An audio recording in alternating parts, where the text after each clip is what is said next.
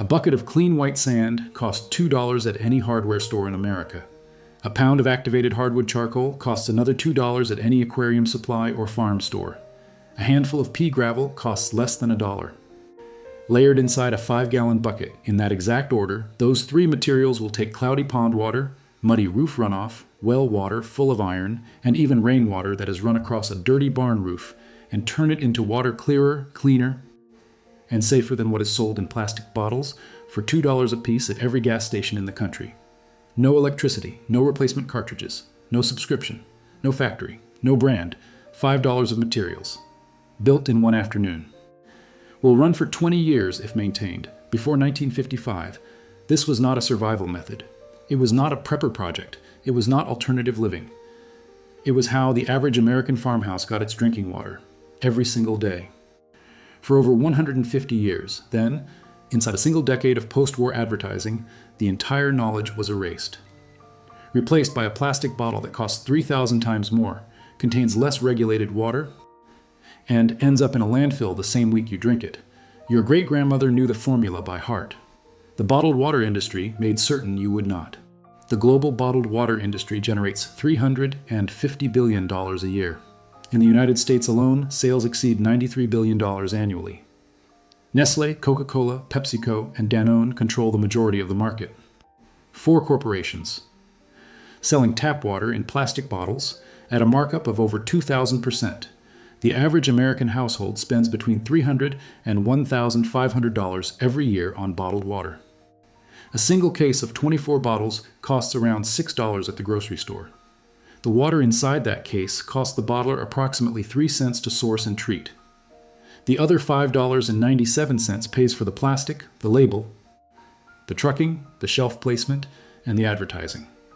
Over a single decade, the average bottled water buying family sends $3,000 to $15,000 to 4 soda companies. Over a 30-year mortgage, the length of time most Americans live in a home, that number reaches $45,000. $45,000 spent on a product that did not exist as a household staple before 1976. For water that the Environmental Working Group has tested and found contains microplastics, phthalates, and in some brands, levels of arsenic and bromate higher than the limits allowed for municipal tap water. $45,000 to drink something less regulated than what already comes out of the tap. The $5 filter has no factory, no subscription, no delivery service, no barcode, no flavor of the month, no exclusive spring source claim. No carbon footprint beyond the wood you burned to make charcoal in your own backyard. It has sand. It has charcoal. It has gravel.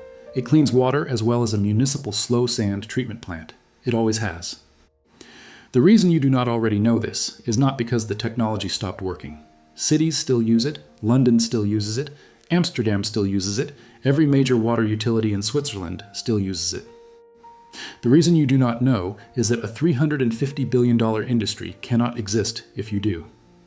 Every bottle you buy is profit extracted from a problem your great-grandmother solved with 2 buckets and a bag of sand. The entire business model depends on one thing, that you never find out what she built behind the kitchen sink. In 1933, at the deepest point of the Great Depression, the average American family earned $827 a year. There was no money for store-bought water, and there did not need to be. Every farmhouse, every rural cabin, every tenement that had access to a roof, a well, or a creek ran that water through a homemade filter before drinking it.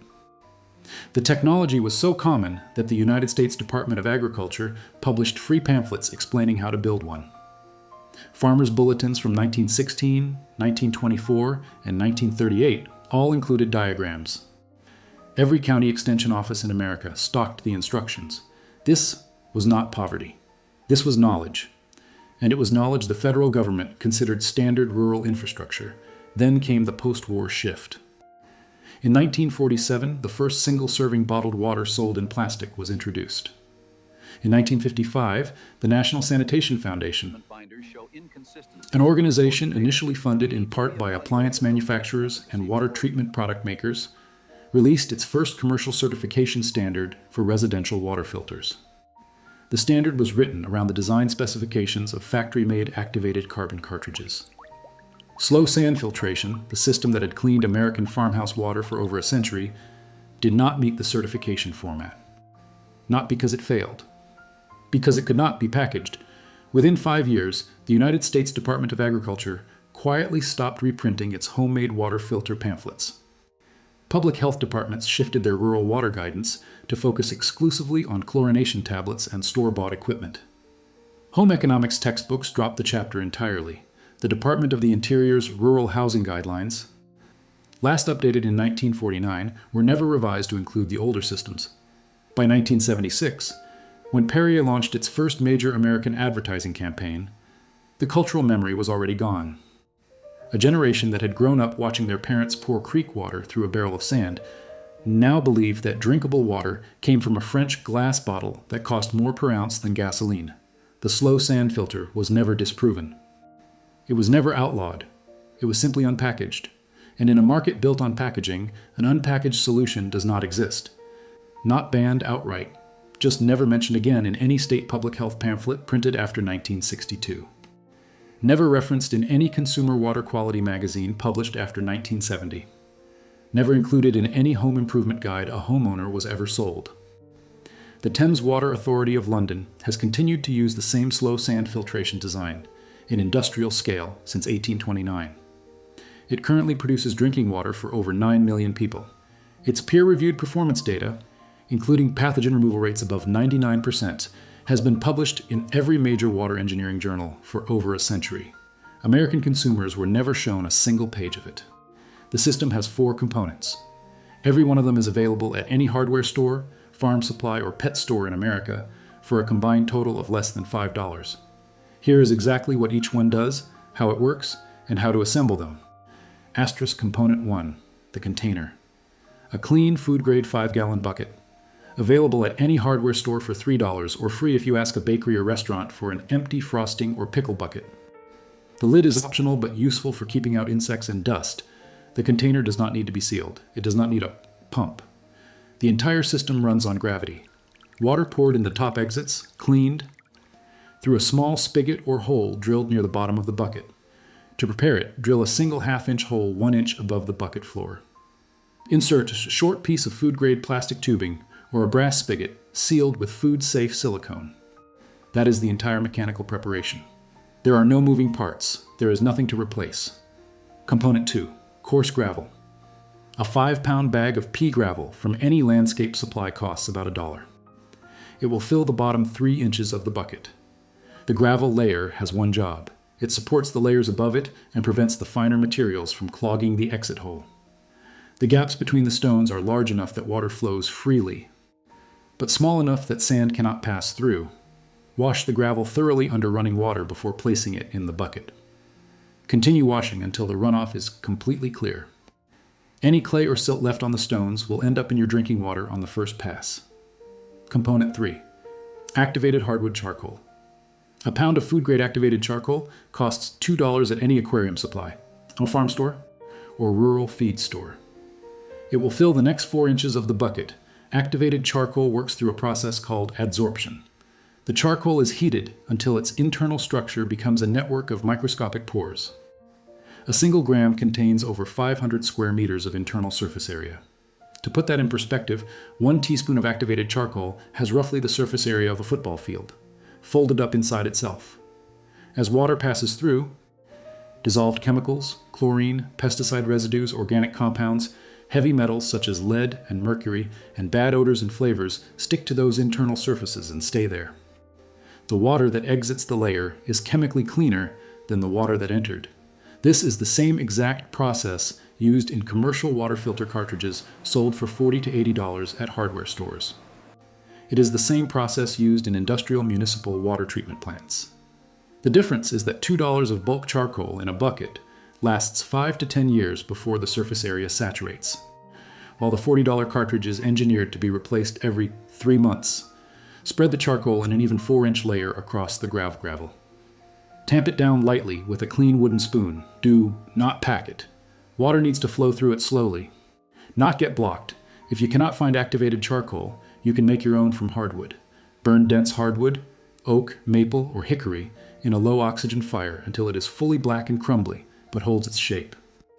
Crush it into small chunks roughly the size of a pea. It will not be quite as effective as commercially activated charcoal, but it has been good enough for 150 years of American farmhouse kitchens. Generations of children grew up healthy on water filtered through homemade hardwood char. Component 4. Fine clean sand. A bag of pool filter sand or play sand costs $2 at any hardware store. It will fill the top 6 inches of the bucket. This is the largest and most important layer of the system. The fine sand is where the actual filtration happens at the biological level. As water sits and slowly drips through the top inch, a thin living layer of beneficial microbes, called the Schmutzdeck in classical water engineering, the German word for dirty layer, forms on the surface. It looks like a slight greenish tint after the first week of use. That layer is alive. It eats bacteria, parasites, protozoa, and viral particles out of the water as they arrive. It is the same biological process that keeps every healthy stream and wetland clean, engineered in your bucket at 5 gallons per hour. This is why the filter must run continuously. The Schmutzdeck must stay wet. If the sand dries out, the biological layer dies. If you go on vacation, leave a few inches of water sitting in the top. Wash the sand thoroughly before adding it. Pour water through it repeatedly until the runoff comes out clear. Then add it on top of the charcoal in a level 6-inch layer. Asterisk assembly and operation.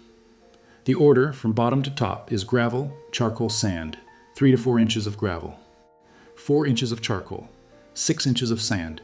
Total filter depth 13 to 14 inches. Above the sand, leave 4 to 6 inches of empty space for water to pool. Pour your source water, rainwater from a clean catchment, well water, even cloudy creek water, gently onto the sand surface. Do not splash. Splashing disturbs the Schmutzdeck. The water will drip through at roughly 1 to 2 gallons per hour, exiting clean through the spigot at the bottom. For drinking, the recommended final step is a 1-minute boil, or 16 drops of unscented household bleach per gallon, or running the filtered water through direct sunlight in a clear glass bottle for 6 hours. Any of these 3 completes the disinfection cycle the way municipal chlorination would. The filter will run, with no maintenance other than occasionally scraping off the top half-inch of sand when the flow rate slows, for 10 to 20 years. Remember, a single year of bottled water for a family of 4 costs over $1,500. This system, built once, costs $5. Replacement cost over 20 years, $15. That is over $30,000 saved across a family's lifetime. Drinking water that performs identically to what every major European city pipes into the homes of its citizens. 4 ingredients. $5. A water bill of $0 forever. Walk into any abandoned farmhouse in the Appalachian foothills today. In the cellar, you will find a stoneware crock with a wooden cover and a wax-sealed spigot near the base. That was the family water filter. Walk into any old homestead in the Ozarks. In eastern Kentucky, in rural Iowa, in the Texas Hill Country, the same crock, the same spigot, the same layered sand and charcoal beneath the wooden lid. This was not regional, it was universal. From 1850 to 1945, 95 years of American rural life, the slow sand filter was the kitchen water system. Every farm catalog sold the components. Every county extension agent handed out the diagram. Every farm wife knew that a fresh layer of charcoal in the spring meant clean water through the summer. During the Great Depression, when entire counties had no electricity, no plumbing, and no money, families drank cleaner water than most modern Americans buy in plastic. Children grew up healthy on water, filtered through a barrel of sand and a handful of burned oak. The technology required no factory, no truck, and no monthly payment. The Edo period Japanese filtered drinking water through Binchotan charcoal for 400 years. Roman aqueducts terminated in sand-bedded settling tanks 2,000 years ago. The City of London has filtered the entire Thames through slow sand beds since 1829 and continues to do so today, supplying 9 million people. None of these systems were primitive. They were precise. What every American farmhouse used in 1935 is what London uses in 2026. The technology was never improved upon. It was just covered up. For $5, using sand, gravel, and a handful of activated charcoal, you can build a water filter in one afternoon that will deliver cleaner drinking water than any plastic bottle for the next 20 years. Starting today. No subscription. No factory. No bill. The complete system, including catchment integration, source water testing, charcoal burning instructions, and the full Schmutzdeck maintenance schedule, is linked in the description below. It covers water collection, Filtration, storage, and the full set of household formulas your great-grandmother considered standard tomorrow.